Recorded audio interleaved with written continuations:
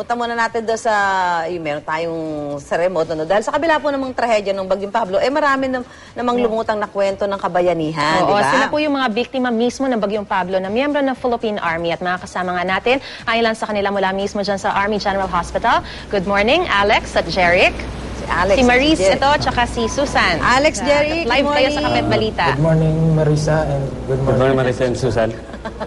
Okay. Maris lang po. Alex, Jeric, nasa isang rescue mission po kayo sa Barangay Andap, yan, dito sa New Bataan, ano? Nung biglang nagkaroon ng pag-ulan, flash flood, yung iba may mga namatay dyan, ano? So, paano ba kayo tumugon po paano doon? kayo nagkaroon ng pagtugon sa mga kababayan natin doon? Siyempre, yung sarili nyo, kailangan iligtas nyo rin, di ba? Paano kayo tumugon doon sa mga kababayan natin doon? Anong time nun, ma'am, ano na kami, ma'am, alert na po kami nung 03 ng December po, ma'am. So, ano kami po ng DRO, ma'am, yung Disaster and Relief Operation, ma'am.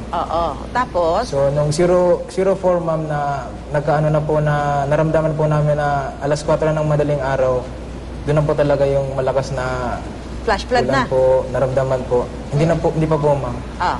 So, yung tao, ma'am, doon pumunta sa cemented structure doon po sa barangay Andap. Sa stage po, sa barangay Andap po, ma'am. Pero kayo raw ang nagsilbing human bridge. Oo, pakikwento nga kung paano nangyari yun. Anong nangyari po noon, ma'am? Inutusan ako ni Sir Diazeta, yung company commander ko, na ibaba na yung tao kasi talagang delikado na po doon sa lugar. So, nag-ano na po ako na sinakay na namin yung tao doon sa KM450 namin, and yung nga unexpected na pumasok yung tubig doon. Hindi talaga namin inaasahan na papasok yung tubig doon. Sobrang lakas talaga ng may dalang mga troso, putik. Ano yung halo-halo na po, ma'am, mga malalaking bato, ma'am. Syempre. Ang nangyari doon, ma'am, na naitulak yung KM450 tapos nalaglag po doon sa likod ng bandang command post namin, and ang nangyari doon, si Sir Diazeta na po mismo yung company commander namin yung bumaba doon, nag-initiative na siyang bumaba, and then sumunod na kami, yung mga tropa, and niligtas namin yung nalaglag na tao doon sa ibaba po, ma'am. Pinagpasapasahan namin hanggang sa mayakit namin sa stage, ma'am. Pinagpasapasahan nyo. Jeric, so ano yung mga naging balakid nyo doon sa ginawa nyong rescue operations? Dahil hindi lang naman isa yung kailangan yung rescue doon. Ano yung mga naging balakid doon? Marami. Dahil muntik parang mahulog sa bangin yung rescue vehicle nyo. Jeric.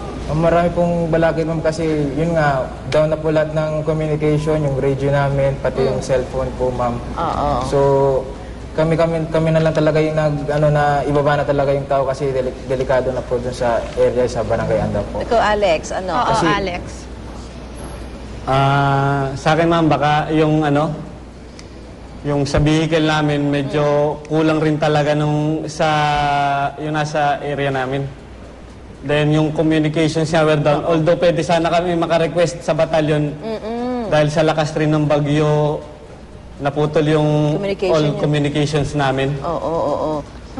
So, ano mga naglalaro sa isip nyo, no? Nung parang, di ba, wala kang communication, ang dami tapos pang ang dami kailangan nyo balakid, ang dami yung i-rescue. tumatakbo sa isip nyo noon? So, ang tumatakbo sa akin ng bilang commander sa area was paano namin madala sa safety yung tao.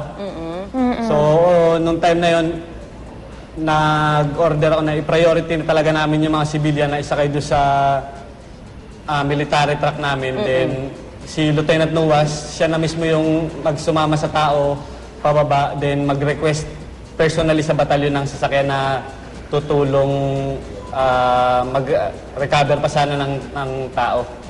Until yun nga, unfortunately, inabutan agad kami ng baha.